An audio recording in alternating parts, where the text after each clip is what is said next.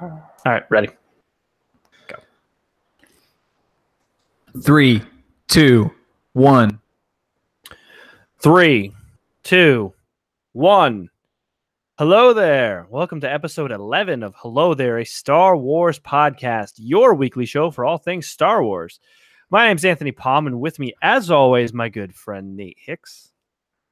Damn it, that didn't work. Damn it, I had that in the can. Were you trying to do the I was trying Yoda? to do Yoda, yeah, but I choked up whenever I went to do it. Anyway. For any new listeners, that's a reference to last week where I was doing Yoda laughs and Nate couldn't do it. It always takes me a second. So sticking with last week, we're going to kind of go a little more freeform because I think it fits our vision for the show a little better. So this week we're going to be talking about a couple different things. But before we get into it, Nate, what have you been up to? How you been? What's going on? How's life? It's all right. Still kind of transitioning with the new job. Getting a little more comfortable with it. It's kind of basically an installation tech for security systems, so getting a lot of valuable experience there. Tried to play a little bit of some stuff this week, but really all I've played is just more Titanfall, nothing really Star Wars related. But I did make good on my promise last week, and I went and rewatched Return of the Jedi shortly after I finished Empire. So it's so I've talked about this before, but something I find super interesting is that no matter how many times I've seen the original trilogy in particular, probably the prequels as well, but the original trilogy, I tend to have basically forgotten the movie. Like, I know what happens and like I know the structure of how it happens, but there's like ancillary things that I don't remember because I saw it so much as a kid that it's like rewatching it for the first time almost every time I watch it. So that was a fun experience. So Jedi has jumped to your number one? As of right now, yes, Jedi has jumped to my number one. It used to be Empire, but just something about Jedi I just vibed with a lot more now as an adult than I did before. Yeah, Empire and Jedi, they are kind of in constant flux for me too, because I think of all the great moments from Empire with Luke and Vader and their showdown at the end on Cloud City, and the moments with Dagobah, where I talked last week about how I love the scene with Yoda. And he says, that is why you fail. And that's one of my favorite lines of the entire saga. Mm-hmm. And the Hoth battle obviously is amazing. But then Jedi, you think about just the epic showdown in the Emperor's kind of chamber and the ridiculous dogfights happening in space. All of the moments they're both so good. So it's kind of almost a recency bias as far as like which one I've seen most recently is my favorite of the two. You know what I mean? Yeah, and it's like I personally feel like the moments that happen in Jedi have much more meaning and are more impactful than some of the moments that happen in Empire. It's also just really cool to see. I guess technically this is Luke in the prime of his Jedi. I don't want to say training because he's basically a knight at that point, but it's just cool to see his demeanor. Like, he's not really this whiny kid anymore. He's this. Right, even from the start of the movie, you could tell he's so much more composed and calculating and confident. I would argue, and this is kind of semantic, but I would argue that Luke isn't quite a Jedi Knight until he's at Vader's funeral pyre. And that's the moment. That's the moment as he's like quote unquote burying his father, that he becomes a Jedi Knight. I believe personally, but that's obviously up for debate. So if anyone's curious, as of right now, my ranking sits Return of the Jedi at number 1, Empire at number 2, The Force Awakens at number 3, The Last Jedi at number 4, Revenge. I am a bold one. Revenge of the Sith at number 5, A New Hope at number 6, Rogue One at number 7, Solo at number 8, Episode 1 at number 9, and Episode 2 at dead last, number 10. Episode 4 is number 6. Yeah. I don't know what it was. I just did not click with Episode 4 as much as I did whenever I was a kid. Well, it's not necessarily that. It's just I like Revenge, Force Awakens, and Last Jedi a lot more than I do A New Hope. All right. That's your opinion. That's That's all I could say. For anyone that wants to go watch our YouTube channel, am channeling my inner Billy D. Williams. I'm not going to say on the audio podcast, but you can go check out this YouTube stream, which will be archived on our YouTube channel. You can just go to YouTube. What do we have here? Google search. Hello there, Star Wars podcast, and you will see that I am channeling my inner Billy D. Williams. What have we here? I also love Lando a lot more in Jedi than I do in Empire. Well, he's a lot more. The interactions with him and Han are way better in Jedi than they are in Empire. And you get to see him with his own sidekick in Nine Nunb, you know? Yeah. I love like, that. It's cool seeing him on his own with his own sidekick that is we knew before. So that I like that too. I love the part whenever he's hanging from the hovercraft or whatever it is. I don't know the actual name for it. The skiff. Yep. Yeah, the skiff. And he was like, movie's like, I thought you were blind. He was like, I could see a little better. See, that's like that type of moment I feel like is what they captured well in the Solo movie. You know what I mean? Like, I don't know. I can't wait to rewatch Solo. I'm not going to see it in theaters. I don't even know if it's in theaters anymore by me, but I can't wait to see it on Blu-ray because I really enjoyed Solo. I think I'm going to like it a lot more second viewing. I only saw it once, so. Before we get off this, the question I have for you, because I don't know the last time you saw Jedi, does it still bother you that the current Blu-ray release, and I guess the current digital release as well? Well, don't ask me about size noodles. No.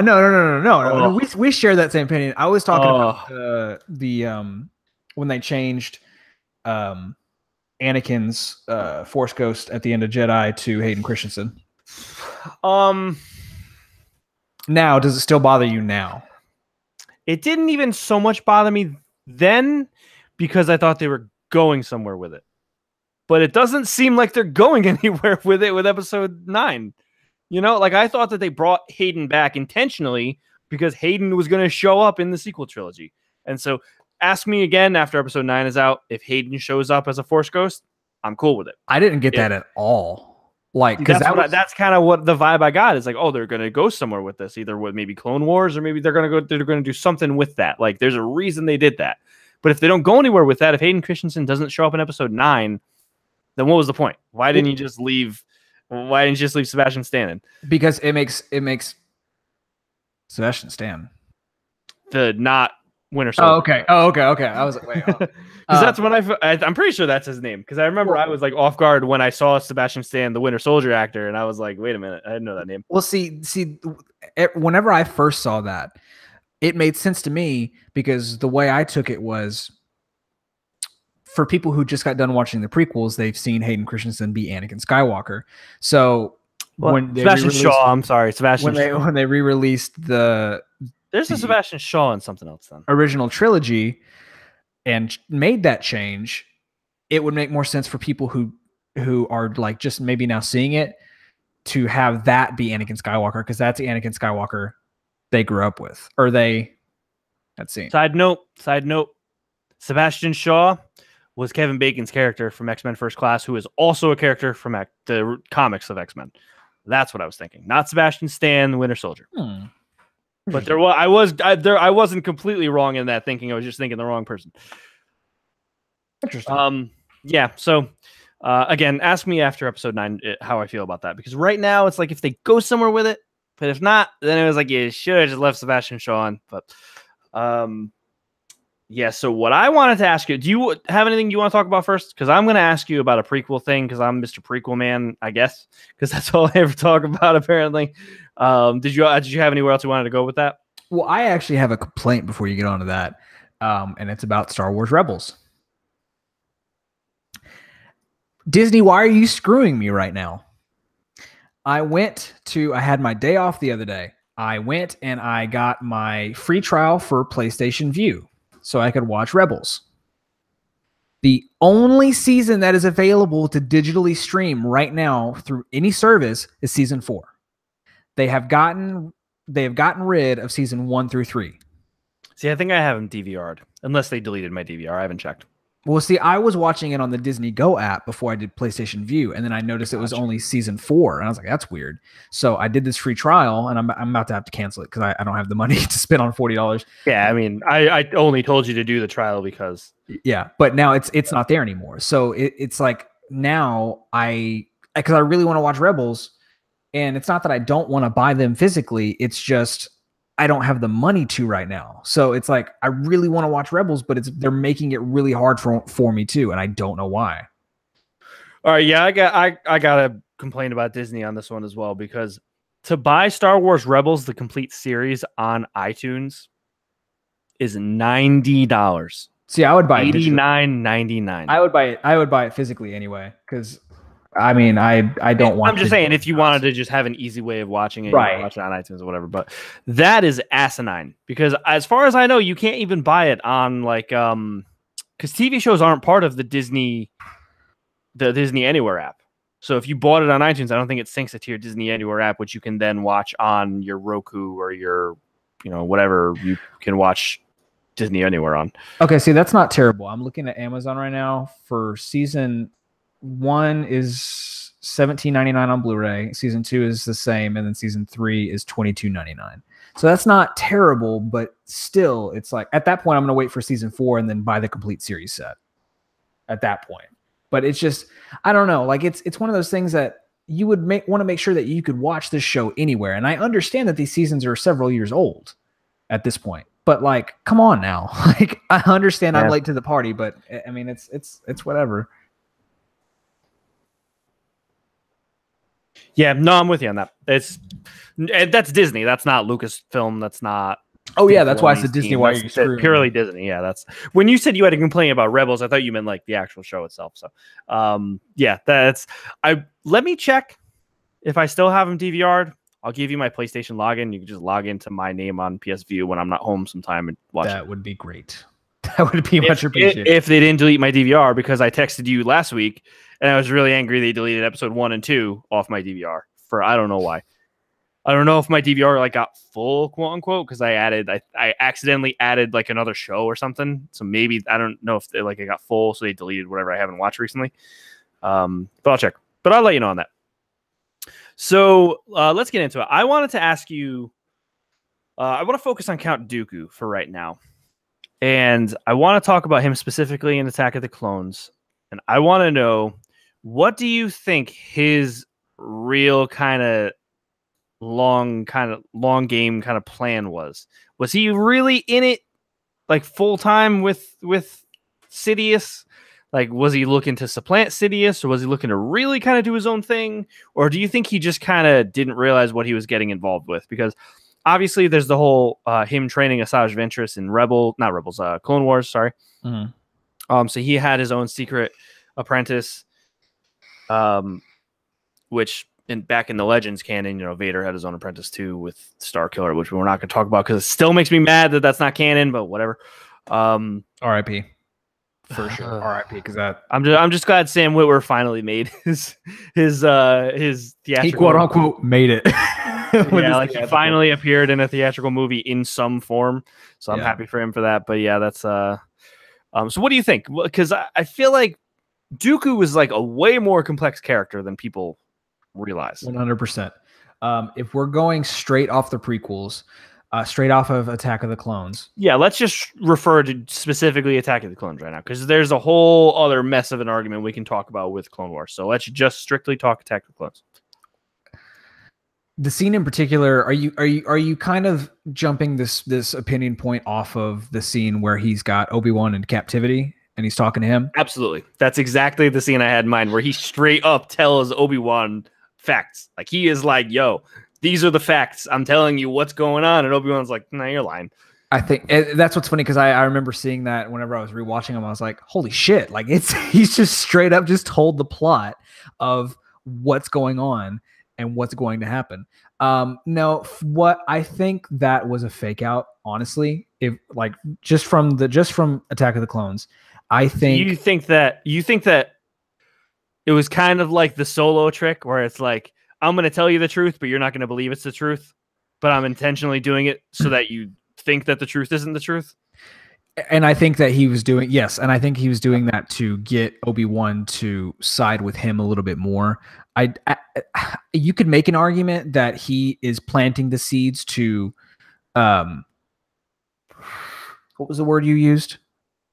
To not surpass Sidious. Like supplant him? Yeah.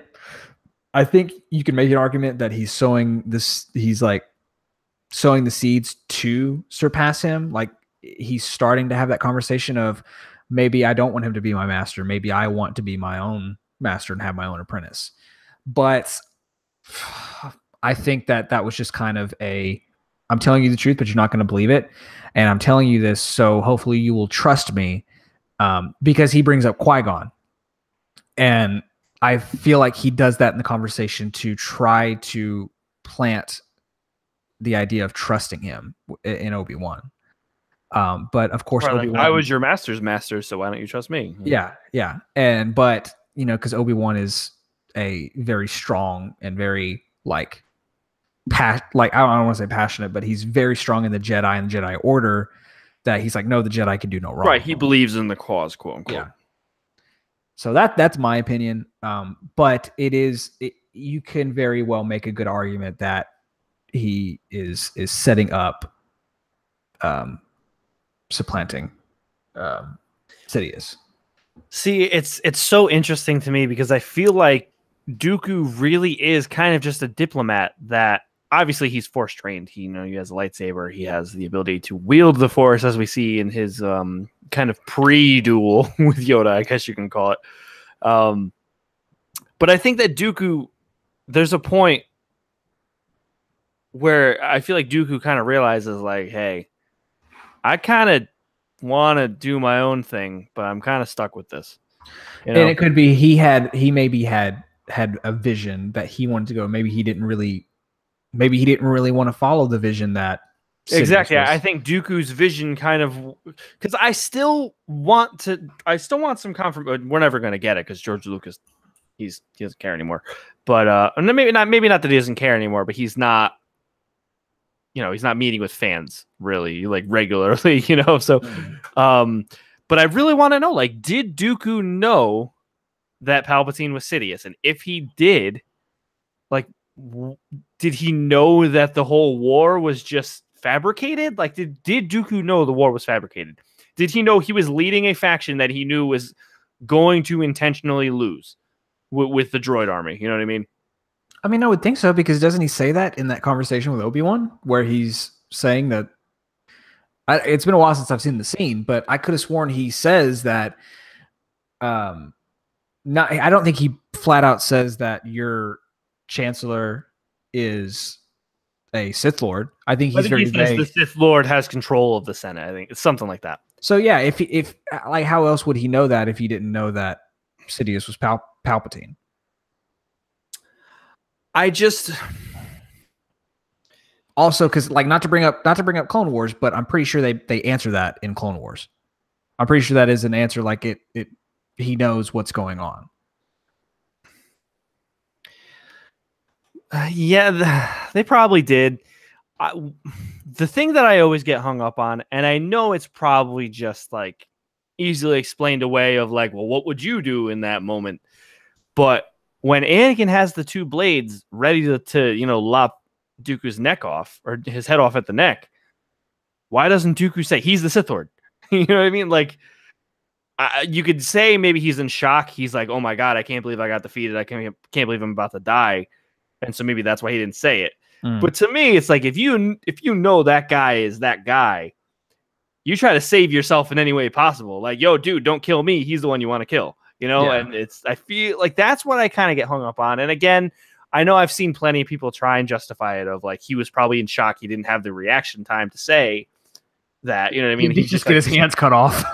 Right. So I get that angle too, but I feel like he probably would have been something like, hey, kill him too. If you're going to kill me, kill him too. You know what I mean? Like that, something like that. So I don't know. I mean, I don't know if there's any real true confirmation that he knows that the Chancellor is Palpatine. But at the same time, I mean, he did see him at the end of Attack of the Clones.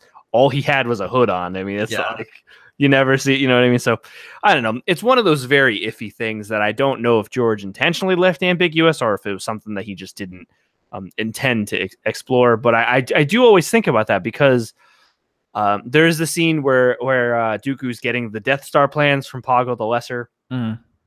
And so Dooku, I guess you could assume. So okay. That's another thing I get a little hung up on. Is the Separatists have the Death Star plans. Mm. So were the Separatists working on the Death Star? And then when Sidious took over the Senate, then he's like, or he created the Empire rather. Was he then like, okay, this was something that the Separatists were working on, we're going to take it for ourselves? Or was it like, is that how he played it? Or was it that Dooku did get the Death Star plans from the Separatists, but then he brought them to the Chancellor with the intent of the Republic starting it, and then the Empire eventually, just became the Empire. So it is kind of one of those weird things where it's like, wait a minute, the Separatists got the plans, but the Republic is building it. What? Well, because that's a hard question to answer because you have the story or the I'm pretty sure like this is the canonical like story of why Palpatine started all this. Of Palpatine knew there was a great evil that was going to come in some time, and he started to set these plans in motion to make sure that go ahead. Are you referring to the Yuuzhan Vong? I think so. Yes, I think so. I think I am. Those demon like multi-reality dimensional whatever monsters that are made of other body parts of other monsters that came and they're like immune to the Force and stuff. And like that was like the arc that like Chewie died was Vector Prime, I think. I don't know if it was that. I don't know if because I was always under the impression that Palpatine just made a giant Death Star to just blow everyone up and take control of everything. That's kind of what I assumed is like he had the Death Star because he wanted to put fear into people so he could rule everyone. Well, that's what I thought. I remember there being a specific answer. I don't know if it was from like an encyclopedia, but I remember like a long time ago reading something that Palpatine or Sidious knew there was going to be some evil, so he wanted to make sure. Because I remember it was them saying like he was an evil guy, sure, but he was kind of doing what he was doing to protect the galaxy. So I'll have to sit down and find where that actually came from. It's probably on a wiki somewhere now, but I remember reading that and finding it very interesting because it added a little bit more complexity to Palpatine / Sidious instead of kind of what you were saying, your impression of he was like, oh, he was just a dude that just wanted to control everything. Well, because that's ultimately why Palpatine fell, right? Is he was so obsessed with power. He was so obsessed with wiping the rebels out that he made this elaborate plan to lure them in, to then act like he was, like his army was in a weakened state, to then be like, oh, here's my whole entire army. And like he was so obsessed with power. And so that's kind of, I don't know, that's my thoughts. It could be one of those things that it started out that way, and then over the course of the lapse time between the prequels and the original trilogy, he did end up getting obsessed with power, and that ended up being his downfall. But if I can find it, I'll probably put maybe the link to it in like the description or something so people can look at it. But I remember reading that a long time ago. So yes, yeah, I think that was Vector Prime with the Yuuzhan Vong, which is now Legends. Well, I don't know if that was it specifically because I remember that got brought up again with Snoke when like after what happened at the end of or not the end at what happened in The Last Jedi. Palpatine sensed this great in the outer, I don't know if it's the outer rim specifically, but the far reaches of the universe. Like in like dark space. Yeah, like this, like the Reapers from Mass Effect. These very powerful, but it could be the Yuuzhan Vong, like you were saying. So yeah, I'm pretty sure it's the Yuuzhan Vong. He didn't know specifically that it was the Yuuzhan Vong, but it ended up being the Yuuzhan Vong. Yeah. Reason to control. I'm looking it up right now because it's gonna bug me. Yeah. So while you do that, I don't know. I just feel like Dooku. It feels almost like a waste that they killed him so early in Sith. because they could have went somewhere with him in Attack of the Clones. But then again, we did get a lot of expanded, Dooku stories in Clone Wars. But I just feel like they killed him like off basically immediately in Sith. Well, also now because he's passed, like that is one, among other things, one of really bad things about the prequels is that, like, Sir Christopher Lee's character, Count Dooku, like him specifically, like, yeah, it's great we got more backstory in Clone Wars with the Dooku character in Clone Wars, but I would have loved to see more, because even in Attack of the Clones by itself, you are right, he is a very complex character. Like, nothing about his character is surface level. Like, he's the total opposite of Darth Maul. Darth Maul shows up, he looks like the devil. He's the evil guy. He's trying to kill our heroes, Obi-Wan and Qui-Gon. And then he dies. Quote unquote dies. Well, I'm wrong. So yeah, it is now Legends. But it's a post from Reddit from 2012. This isn't where I read. This is not where I read it originally, but it basically says my favorite Star Wars conspiracy is that the Emperor wasn't spending all those resources creating crazy super weapons like the Death Star, putting together giant fleets to stop the Rebel Alliance, but rather in preparation for the Uzan Vong invasion that would happen about a quarter century after Return of the Jedi ended. So, yeah. So I figured that's what you're talking about, but it would have been cool if they went somewhere with that in the sequel trilogy. Clearly, they just wanted to make the Empire Part 2 with the First Order, which I'm okay with. That, like, I'm totally fine with that. But yeah, I don't know. I really like a lot of. It's tough for me right now with Star Wars because there's so many questions we have, and we're so far away from Episode 9 because it's a year and a half away, and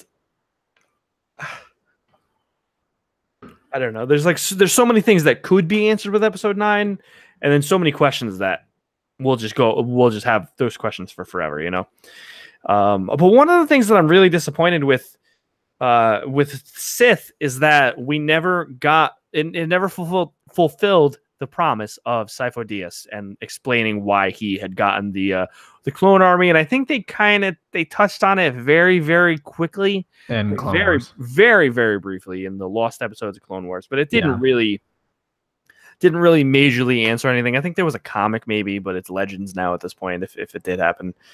And that's really, like, I wanted to see, like, did Tyrannus or Dooku, they're the same. Was he aware of Sifo Dyas? Was the clone army something that Sidious had planted in Sifo Dyas's kind of like an Inception type thing where he's the one that planted the idea, but then Sifo Dyas went and did it? Or did Sidious find out afterwards that Sifo Dyas had commissioned it, but then he died, and Sidious is like, hey, I could use this to my advantage? What do you think? I think it's that last one, honestly. I think just found out, like, hey, there's a clone army growing here. Why don't I use this? But then how do you explain the inhibitor chips in all the grown clones? Yeah, I think Sidious had to be the one to put the orders in for the inhibitor chips. Yeah, I'll backtrack a little bit. I think that was part of the master plan. Whether Sidious embedded that in Sifo Dyas' head, I'm not sure. Like, not actually physically, but so just to clarify, Sifo Dyas died after the Battle of Naboo, so after Phantom Menace. Mm-hmm.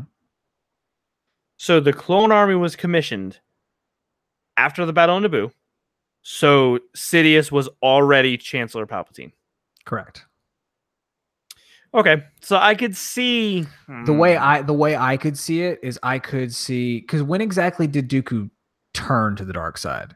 Do we know? Well, he had left the Jedi Order before Phantom Menace, I think. So he didn't turn on them. He had just left the Order, and he was the Count of crap. I don't remember the. So what if here's my thought? What if Sifo Dyas? Because you can definitely argue that Qui-Gon and Dooku are like-minded, especially because Dooku was absolutely Qui-Gon's master. So what if Sifo Dyas was in the same boat? So what if Dooku and Sifo Dyas had talked or had communication with each other, and maybe Dooku was the one that planted it in his head of, before he went, because I don't know the exact time he became a Sith or he became Sidious's apprentice. So I think that it's Well, more he definitely likely. didn't become his apprentice until after Phantom Menace because, obviously, Maul was Sidious's apprentice in Phantom Right. Menace, so it had to bare minimum be at least after the Battle of Naboo. Yeah. So that's probably the route that I would take, is that Dooku and Sifo Dyas, Oh, hang on. unless we have answers. Okay, I'm on Wikipedia. I'm looking at the article for Sifo Dyas. This is a live update for information that's been out here for probably 15 years. So it looks like Sifo Dyas.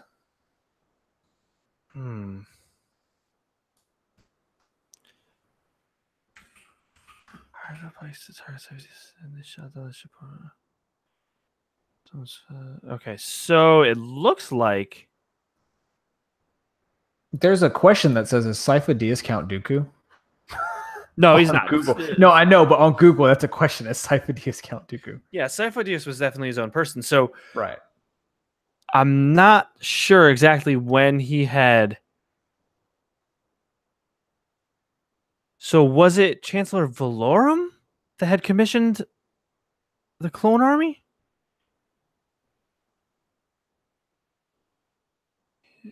Okay, so The top thing says, Master Sifo Dyas secretly commissioned the creation of clone army, placing an order with the how do you pronounce that? Caminoan? Camino. Yeah, I know, but the pronunciation of that word. I think it's Caminoan. Caminoan government before he was murdered by Caminoan, however you before he was murdered by his friend Count Dooku. So it looks like before, so it looks like after the invasion of Naboo, he had kind of foreseen a galactic war coming and told the Jedi Council that they needed an army. So I guess he went and just commissioned the army on his own without saying anything, because he knew they were going to need it. Mm-hmm. And then I guess Dooku found out about it, had Sifo Dyas killed.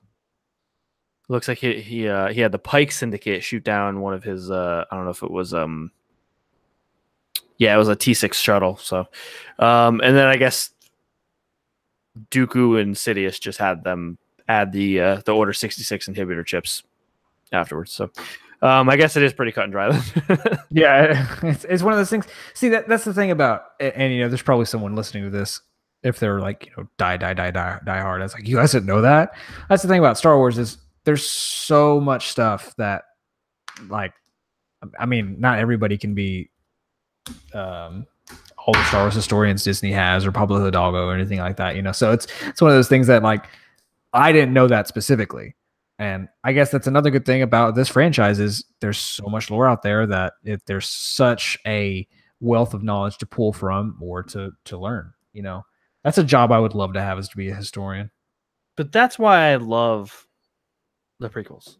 Yeah. They're so dense and there's so much lore behind them, you know what I mean? And I think I actually might have known this story with Sifo Dyas, and I probably just forgot it because it's been so long since I've really looked into it. But so just to recap, Battle of Naboo, Trade Federation. Sifo Dyas says, hey, there's clearly some sort of war brewing with with outlying systems wanting to separate. We need to make an army. Jedi Council says, no, you're crazy. We're peacekeepers.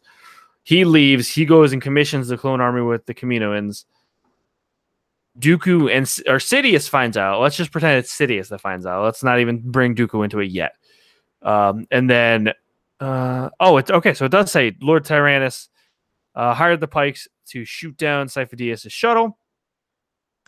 And then it looks like Tyrannus and Sidious funded Sifo Dyas' clone army, presumably with the banking clan, the Damask Holdings banking clan, if Damask Holdings is still canon. I don't know if Damask Holdings is still canon, because that was Darth. Oh my god! Did I ever tell you the tragedy of Darth Plagueis the Wise? Darth Plagueis. Darth Plagueis was the head of the Damask Holdings banking clan. So Assuming sure that's still how canon. that's how they funded it. I don't know if Damask Holdings is still canon. I know the Banking Clan is because the Banking Clan was in Attack of the Clones when when Dooku was organizing the Separatists.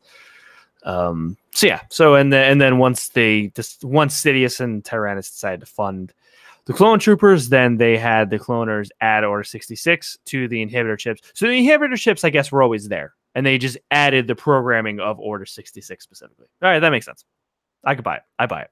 So this is something that's never going to happen, so I don't even really know why I'm going to say it.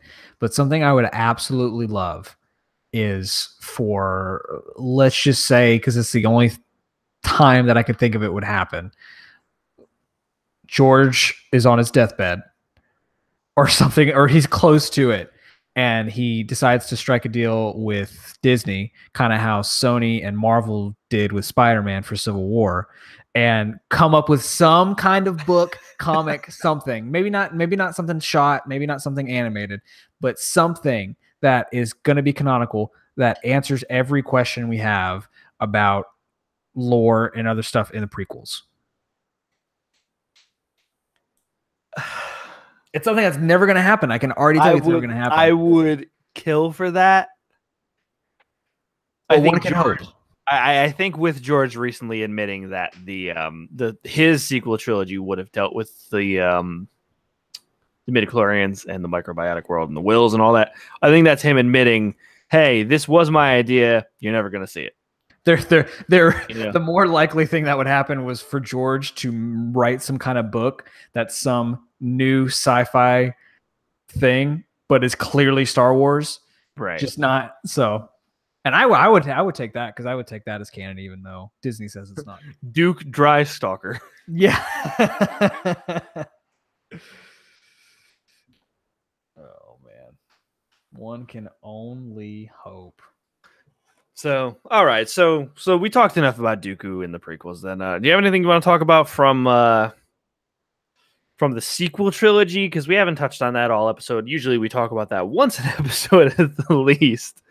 I did see, this isn't a sequel trilogy thing, but I saw an article pop up on Facebook that made me laugh out loud, and it said rumored the Boba Fett movie is 90 minutes of him crawling out of the Sarlacc pit in real time. So like the movie with what's the movie where Ryan Reynolds gets buried alive? I think it's Buried. Is it Buried? I think it might be Buried. Yeah. So it's just like that, but with Boba Fett crawling out of a giant Venus flytrap monster thing in the dirt. That'd be kind of funny. Honestly, let's see. Since JJ's coming back for it, the thought that I had just had is maybe JJ will answer some questions that he posed in The Force Awakens. Not anything specific, but it's. I really hope there's just a lot of character development more than anything. The main thing that I would hope for is Leia's funeral. A moment of the characters just being like, let's take a moment and kind of just breathe. That's how I would hope the movie would kind of start. Just breathe. Just breathe. I can't. How did Maz Kanata get the lightsaber? Oh my god! That's the question I want the biggest answer to. That's the only question I want to know. I don't care about. You could have anything else happen in this movie. I don't care. Snoke could come back to life and have robot legs like Darth Maul. Rey could turn evil and stab Kylo in the forehead, and then Finn is just whatever about it. I don't care. Do whatever you want with this movie. I don't care at this point. I just want to know how Maz got the freaking lightsaber. I guess my biggest hope is to take a deep dive into some kind of lore. That being a prime example of how did she get the lightsaber? It's tied into the Pirate Queen from Phantom Menace with the totem that Anakin had. Yeah. Make Maz a big character, because she was just shoehorned into Last Jedi when that could have easily been Billy D. Williams. Or Lando. Same thing. Yeah. Yeah. We've said that before. I don't know. It really is hard to talk about episode 9. Like maybe we can talk about it more when there's stuff that's coming out, like when they have a so title. far away. It's so far away. And it's one of those that, especially after Last Jedi, you're kind of timid to talk about what you want to see because you don't want to build up that hype for yourself. And then, oh, that was nothing that I thought it was going to be. Yeah, it's going to be such a long wait for episode 9. Do you think we see Resistance? Was there a release date or a release window for Resistance? Was it going to coming later this year? Let me look it up. Oh my god, I don't know, man. 2018. First episode date is 2018. Coming so probably fall. like October. Yeah. All right, so maybe that's going to start sowing seeds for stuff. So maybe we'll touch back on it then. I have to believe that J.J. Abrams is going to follow up on his stuff versus Rian Johnson's stuff. Yeah, which I'm not for or against. I enjoy Last Jedi a lot, but I feel like Rian Johnson didn't really leave any questions open. That's the story he wanted to tell. He closed the book on it. You know what I mean? And now it's like the way Last Jedi ended pretty much was like, hey, this is starting a new story. Yeah. Almost as if this could have been The Force Awakens and we could have had 2 more movies instead of 1 more. But here we are. Well, that's what I'm getting at is J.J. Abrams asked a lot of questions in The Force Awakens. It feels like if you know what it felt like to me. And I felt like this before I even saw Last Jedi, like coming out of Force Awakens, really. I felt like Force Awakens was a prequel to another 3 movies. Okay. And The Last Jedi feels like it should have been the first movie the way it's paced. I can totally see new trilogy. You know what I mean? That makes sense. Like Last Jedi almost feels like a bridge movie versus a full movie, which, I mean, don't get me wrong. Obviously, the runtime is enormous, but it's just... I don't know. Like, there's certain things about The Last Jedi that I mentioned this in the past. The pace of the movie is so fast, you don't get a chance to breathe. The characters don't really get a chance to evolve, aside from really Rey with Luke. Outside, I mean, Finn is almost wasted. I mean, I liked Rose's story, and Rose got some good character development, but kind of at the expense of Finn. And then Poe, he gets some character development a little bit, but at the same time, you're kind of like, shut up, Poe, the whole movie. I don't think it's as important of a question, but I want to know where Kylo got Vader's helmet from. I want to know how Kylo doesn't know that Vader turned back to the light side. You know what I mean? Like, how, like, because clearly it's probably easy to trace that Endor was the site of the destruction of the second Death Star. I'm sure that probably wasn't hard to figure out. I think that it's a matter of, well, someone put Vader here and put him on a funeral pyre. Why? Yeah. Like if he was a bad guy, they would have let him blow up with the Death Star. Yeah. So I want to know, like, does Kylo know Anakin Skywalker turned back to the light? Or does he not know that and he just thinks that Vader just died with his like dark will incomplete or whatever? I mean, easy. The answer is no. I don't think that he. And Luke didn't tell him. Like Luke didn't say, "Hey, your grandfather." See that's what makes it hard. That's what makes it hard because you would think that he would say that. So like, what's funny is we want the answers to like just the stuff that we want to know. Like we don't want any big picture or anything. We just want to know, where did this come from? Why is this like like I don't even care about Rey's parentage of that. Yeah, I don't either. I don't it doesn't matter to me with Rey's parentage. If anything, I would like it. I mean, I know Poe's, at least his mom was in a comic book, so I know who that is. I would think maybe Poe's parents would be more important because he was actually in the Resistance, But that's not a big deal either. Like, I just don't care about Rey's parentage. Like, let Rey be her own character. That's fine. She can be a nobody from Nowheresville. That's fine. Luke Skywalker really wasn't in the end, but originally before the prequels, he was. Or at least before, really just the first movie. Like, in the first movie, he was a nobody. And in the second movie, it's like, oh, you're actually the son of Space Hitler. So, Space Hitler. Question for you. What do you think Rey does with the Jedi texts? Do you think that she's going to follow her own gut instinct and not If follow episode the 9 Jedi was Order. directed by Ryan Johnson, she would read one page and say, "This is boring, shut the book," and put it back in the drawer. But it's directed by J.J. Abrams, so I think that she's actually going to do something with it, and Luke's Force Ghost will show up and say something along the lines of, like, you know, you are the last Jedi now, and you need to carry on this legacy, and yada yada. But do you think they're going to, kind of with the way things are going, do you think in this universe they are going to, like in this Star Wars movie universe, do you think they're going to switch to the idea, like they kind of hinted in the trailers and stuff, of gray Jedi? Do you think that we are going to change our ideas of the Jedi Order and maybe not have such a cut and dry Jedi Sith? That's what I wish they addressed in The Last Jedi.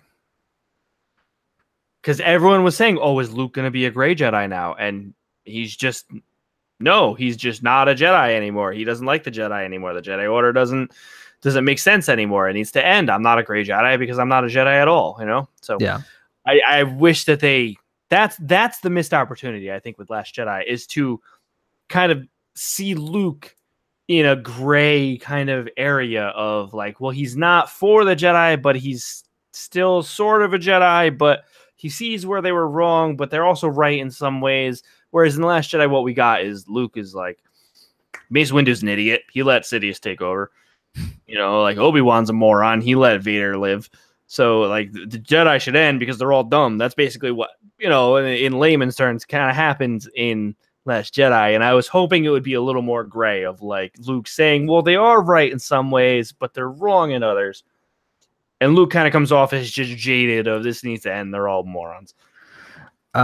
So something that popped into my head, like a lot of things. I'm not going to go into it too in depth, but on my other podcast, Nerd of the Third, which I co-host on, we talked about the tweet that shall not be named, and had kind of an in-depth conversation about it. But the only thing that I really wanted to bring up and talk about was, my co-host Nick had made a comment, like I've seen other people make before, about the topic of people talking about don't bring your politics, don't bring your point of view into my Star Wars, because I've seen that argument pop around on the internet a lot.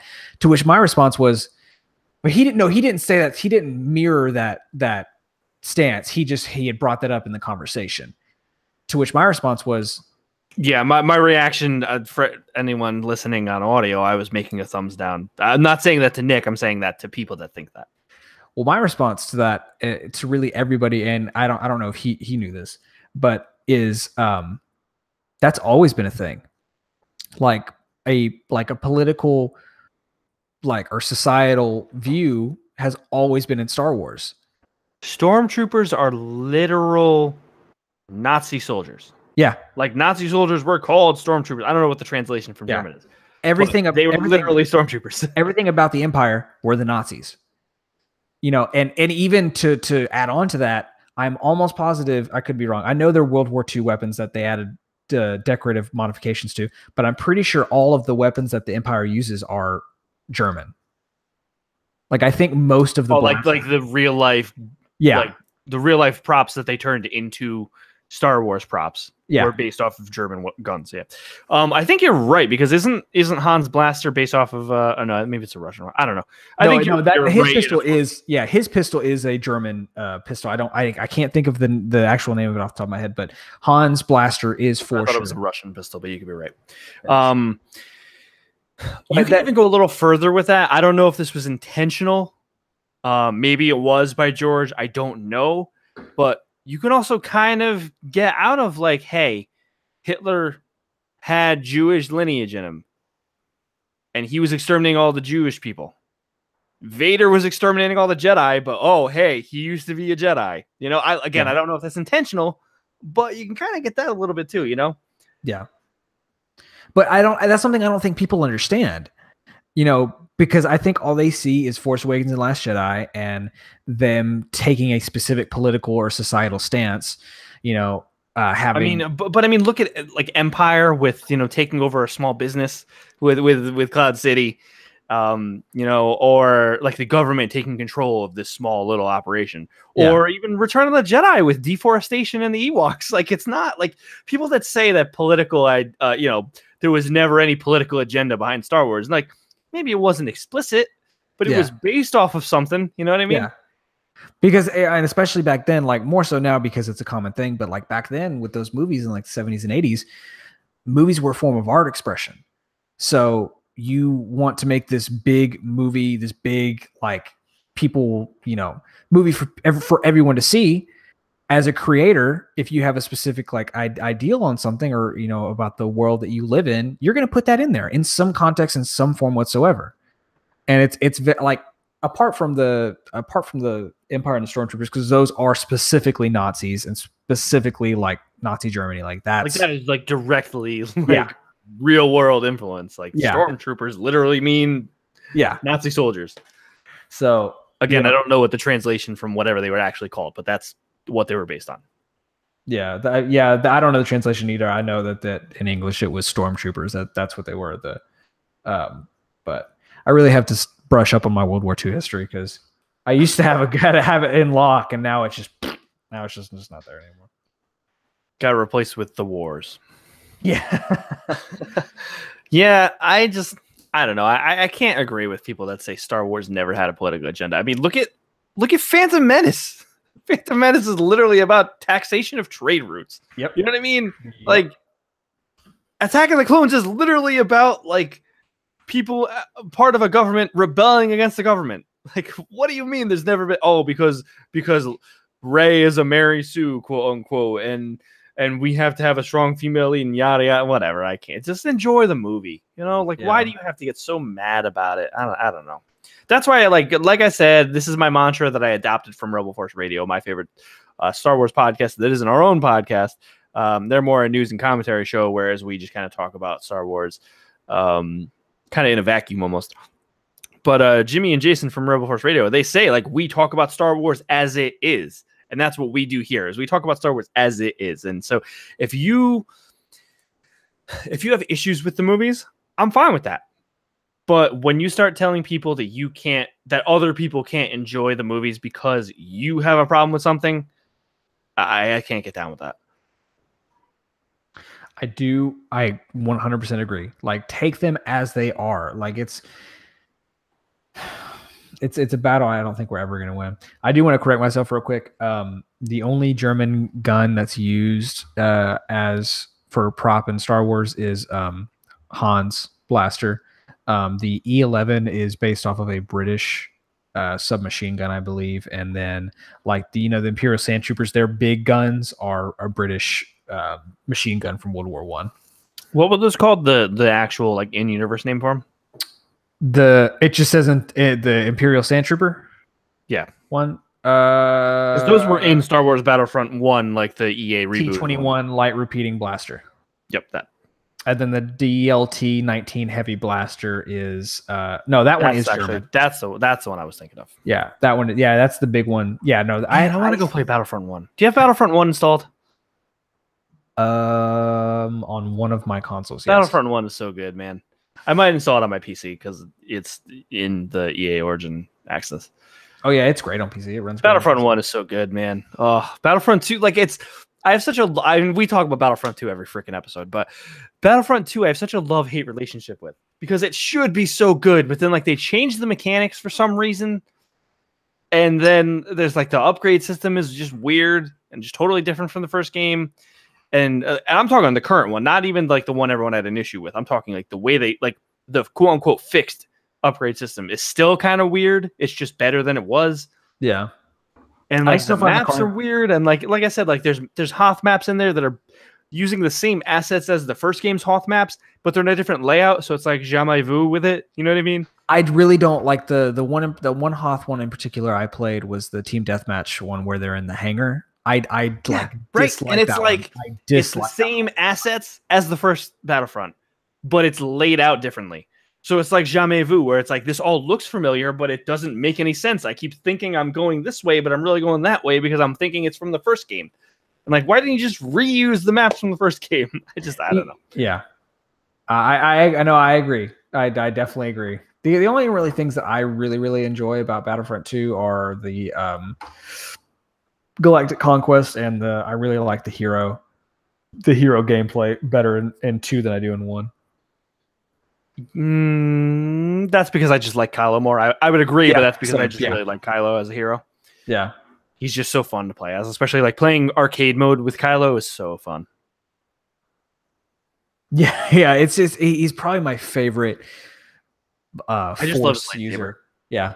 And his abilities where he like freezes people and then pulls them in. Yeah. Or does he push them or he pulls them? He freezes them. I think push. I thought he freezes them, pulls them. Well, they're 2 different abilities. One's freeze, and the other one is. That's what I'm saying. That's his 2 abilities, I think. It may be pull. I'm not sure. I don't know. Go like play Battlefront 2. Tell us that we're wrong either way. So that's pretty much going to wrap this episode up. We kind of rambled a lot about Count Dooku, but who doesn't want to talk about the world's greatest count, the galaxy's greatest count, at least? Do you have any closing thoughts on anything you might want to talk about next week? Any suggestions for anyone to go play, read, watch, anything? If you haven't, I would probably say go rewatch Clone Wars. Maybe not the series as a whole, but there's a lot of like look up some of the best episodes and just rewatch those, because having the conversations we were having, the episode in Clone Wars where they like go over the inhibitor chip in the clones is a fantastic episode. Like it's a really good, like, especially, was that in the Lost episodes? Yeah, it was. I think it was the first arc of the Lost episode. The Lost episode was either the first or the second, because there was the whole Clovis arc, I think. Mm-hmm. That was in the Lost episode too. So skip that. But go watch it's with Fives, right? Because Fives is the one that was it Fives is the one that is being kind of checked up on, or Fives realizes that, I don't remember who. I think Fives is the one that realizes it, but you could also argue like his like Fives' buddy is the one that they're like operating on and seeing like what's wrong with him because he accidentally killed a Jedi. Like his Order 66 like input like just happened out of nowhere when it wasn't actually ordered. Yeah, Jedi, and then Fives realizes, hey, we have these things implanted in us, and then they have a witch hunt for him. I guess go back and rewatch the Lost episode season, because that probably is one of my favorite seasons of the show. Yeah, I gotta rewatch the Yoda arc in that. It answers and just talks about a lot of like deep canon stuff that, you know, if you've watched the majority of Clone Wars, they talk about that stuff, but like Clone Wars tries to stand alone on its own. And then you have that, and I would just look up the best arcs, and if you haven't seen them in a while, rewatch them, because they're always definitely worth a watch. As far as next week goes, I'm gonna try to beat Resurrection next week. By next week, it'll take you 2-3 hours tops. Yeah, so I could probably knock it out on my day off. And then I don't know, maybe we can do some rankings of either maybe we can talk some more about some scores, or maybe. All right, let's talk more John Williams next week. Maybe not ranking specifically, but let's talk about maybe like our favorite moments in Star Wars, from an audio sense. Yeah, I think it'd be a good. We'll plan on that. That sounds like a good idea. And maybe we'll do the impressions next week. We'll see. We'll try. I recently discovered that I can do a decent Salacious Crumb too. But I think I might save that for next week. For some reason, I can't do the voices, but I can do the creature noises. Like I can't do like an impression of like Han, but I can do an impression of like I don't know. I was just like messing around in the car on the drive home the other day because I think I was listening to Rebel Force Radio, and I think someone played the Salacious Crumb like clip of him like laughing, and I was just like. And I was like, "Oh, that's not a bad Salacious Crumb." I don't know. Maybe we'll do impressions next week, because we've been talking about doing that for a while, but we haven't actually done it. Yeah, that's it for me. Oh, I think I did a Jabba one too, but I'm not warmed up for Jabba, so maybe next week. I can do Peter's Jabba. Oh, from Family Guy. Yeah. All right, so that's going to wrap it up for Hello There, episode 11. If you have anything you want us to talk about, you can email us at hellotherepodcast@gmail.com. You can also reach out to Nate or myself on Twitter. Nate is at Sixstix17. That's SYCSTIX17. You can ask him why he chose it. He answered that on my other podcast, but I'm not going to talk about that here. You could also hit me up on Twitter at Anthony Palm. I'm talking about the World Cup right now on Twitter. It's been a crazy cup so far. You got anything else going on right now, Nate? You know, you have your other podcast too. So, next week, probably either Tuesday or Wednesday, I'll have another episode of my. I co-host this podcast, and I co-host another one called Nerd of the Third, and it's kind of just a conversational show. And then I host a podcast called Ubi Chat, which is a Ubisoft specific podcast. It's bi-weekly. So next episode is going to be next week, probably Tuesday or Wednesday. We're going to talk about the new Assassin's Creed game. So if that tickles your fancy, you can tune in for that episode. But besides that, not Star Wars related, may watch Transformers last night because I just saw it's on Amazon Prime. So, there is a new there's a poster for Glass, for M. Night Shyamalan's Glass, that looks incredible. So I may watch Unbreakable. I need to watch all of those movies. What was it? Unbreakable and then Split. Those are the only two? Yeah. Unbreakable and Split. Maybe. Yeah. That's one of those things where like I want to get into it, but if I try to act like I'm into it, I'm just kind of a poser because I don't know what's going on. But everyone's talking about it, so it's like I want to be in the loop too. So Yeah. maybe I'll think about getting into it. I probably won't get into it. We'll see. But yeah, the only other stuff I got going on is my other podcast, PS Best Friends. It's a PlayStation podcast that drops every Tuesday. Go check that out. It's a lot of fun. My other two co-hosts are pretty cool dudes. They actually might be doing a little bit of a collaboration with you on Nerd to the Third.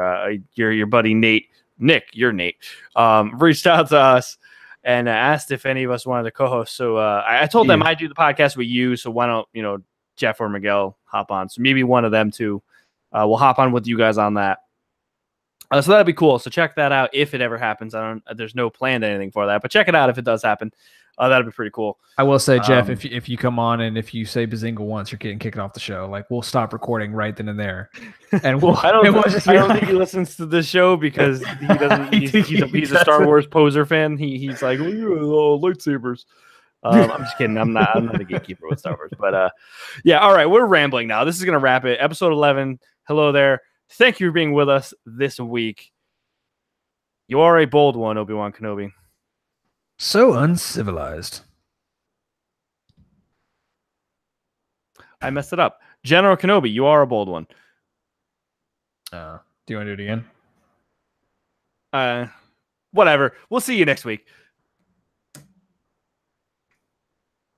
I already.